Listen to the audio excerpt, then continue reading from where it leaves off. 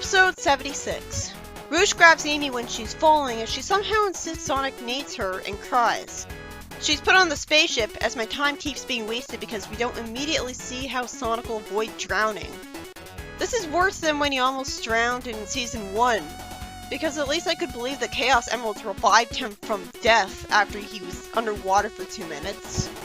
Cosmo says her amulet belonged to her mother, and it conveniently shows her that Sonic will be alright. Since when does her amulet have magical powers? It never did anything until now. Why do we have to have this confusing scene? Vector says that Eggman landed a ship on the heroes' ship. Why would one of his robots say evil science? They're all about being considerate, and they liked being with Chris's family. And yet they know Eggman's evil when they loved installing sunshine balls to help people? And somehow Cosmo's mother talks to Cosmo through her amulet to waste time reassuring her. Why didn't she do this earlier? Why doesn't she do this more often? Wouldn't she be dead by now? Doesn't Cosmo miss her? Well, her mother was a tree. Maybe the tree's still alive. Really? After Earthia bombed her planet to try to kill the Metrics? I guess it's a pre-recorded message, since Cosmo will be talking to her a lot to avoid missing her otherwise. This came out of nowhere. Why did they have to make her amulet have magical powers when it never did before, and it's not like she was using it to fight the bad guys? This is why you can't introduce something that late. Eventually, the heroes, go figure, decide to use the Emeralds and the Master Emerald to counteract the power of the Metrics with the Chaos Reaction. And Tails confuses Knuckles by thanking him for the idea. Poor guy. It's such an obvious idea, even I could have thought of that. Cream says it's our only hope for getting Sonic back. And Espio says it's almost heartwarming that everyone's working together. Shouldn't it be Cream saying that? The spaceship shakes and fires missiles, with Eggman's robots telling the Metrics off. I guess the missiles will be useless though, since it's not the end of the episode or series yet. The girls all go into their spaceships and dodge projectiles, and the Chaotix grab onto the Metrix' tail seemingly pointlessly. The missiles help out Shadow, and Cosmo talks as if her planet only came to be 1,000 years ago, and already had people living on it, who believed in peace right from the start instead of warring like the cavemen did. I can only buy a civilization believing in peace and understanding that they have to preserve nature so it'll keep producing oxygen for them. I can only buy that kind of civilization as an advanced one that has had millennia to learn their lessons. Not to mention, her city looked pretty futuristic to me. Chris says he used the Master Emerald's energy to synchronize with his world as a connector. Eggman says an interdimensional warp stream is somehow the explanation for why Chris lost 6 years. That doesn't explain it. Those lost years were stored as particle data on the Master Emerald for safekeeping. Huh?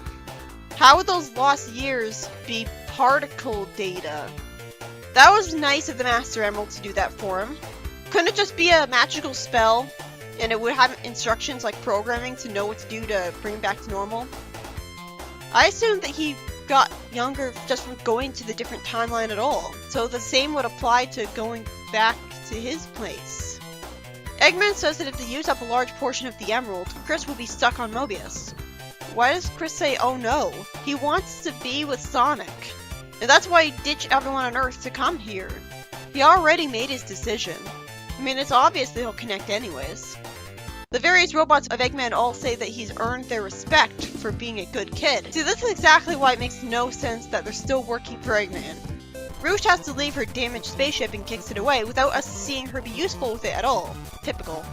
Espio throws exploding shurikens, and it's obvious that he can go intangible too, since he avoids an attack that way. At which point I have to wonder why I didn't just go into Eggman's base on Mobius and take him down, because he could just walk through all of his walls. And Vector uses Fire Breath, which no other continuity let him do other than the games, in that one video game. Shadow gets grabbed by the Metrix' black tentacles and tries to get away from it. I honestly wonder why he doesn't just Chaos Control away from it and freeze it in time and use Chaos Control to warp various body parts of it away from each other so he can defeat it instantly. And it shows a lot of boring padding. We could have just immediately skipped to the Master Emerald fully powering up the Sonic Cannon. It blasts the Metrix with an energy beam and destroys it in a blue spear. How are the Sonic characters gasping in space? finally we see Sonic, who's looking down at a frozen wintry forest. He somehow runs straight up a tree and flings himself to the top of another one. Imagine how boring the show would be if it was just Sonic running around with no dialogue. The Metrix keeps taunting Sonic as he runs around the treetops, and he keeps jumping on the green tentacles as I'm bored by the tediously generic villain dialogue that I can't stand. He literally is taunting him like a bully. He's trying way too hard. Did they have to drag this out so long? Nothing's happening here. The Metrix finally stops moving. Why didn't it just get vaporized by the energy sphere a long time ago instead of waiting until now to stop moving? Also, I guess you can't really blame me for calling him the Metrix and that's it, because he doesn't look like Dark Oak at all, if this even is supposed to be Dark Oak. And then we see Sonic underwater, somehow speaking just fine without gurgling. This was stupid Archie too. Her spaceship gets destroyed, and he grabs her under the water, and Amy somehow thinks he saved her, even though they're trapped underwater. Out of nowhere, they get surrounded by an energy bubble for no reason that conveniently carries them out of the water. It's not like it's Chip saving them, because Sonic Unleashed wasn't out yet. And Amy says that something's protecting them. That doesn't explain it. The writer wrote himself into a corner when he had Sonic pointlessly fall in the water. What was even happening when Sonic was being taunted in the cold forest? How did he get back to the ocean? Was that all a dream? How did he not drown in all that time? Confusing writing is bad writing, period. The Metrix gets submerged in a sea of chaos energy, and the heroes say no instead of cheering that he's vanishing. Tails says that somehow indeed, the bad guy merged with the power of the Master Emerald, instead of just being vaporized. Or better yet, chaos controlled so that he's warped into the sun. So, this would have made more sense if he had something that was specifically established to be able to siphon up chaos energy and give it to him to be more powerful. Like if he had the Sword of Acorns. Then Cosmo says she's here as her amulet starts shining. Huh? Barely anything really happened in this episode. The pacing was really slow as the characters took forever to get the idea to just use the Master Emerald and other emeralds against the bad guy.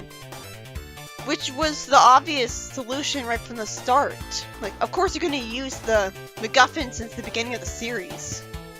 And somehow Dark Oak doesn't get vaporized by all the energy, and it doesn't get warped into a star, which they could have easily done. Instead, he powers up from that energy instead of being electrocuted and burned to death. And it becomes more powerful than ever. The heroes go fight it with the spaceships, and that's just a waste of time, and so is everything Sonic does in this episode. Where I'm just wondering how he didn't drown if he was sent into the water for so long. What was it, special water? After all, he could talk in it, but we also saw bubbles coming from his mouth.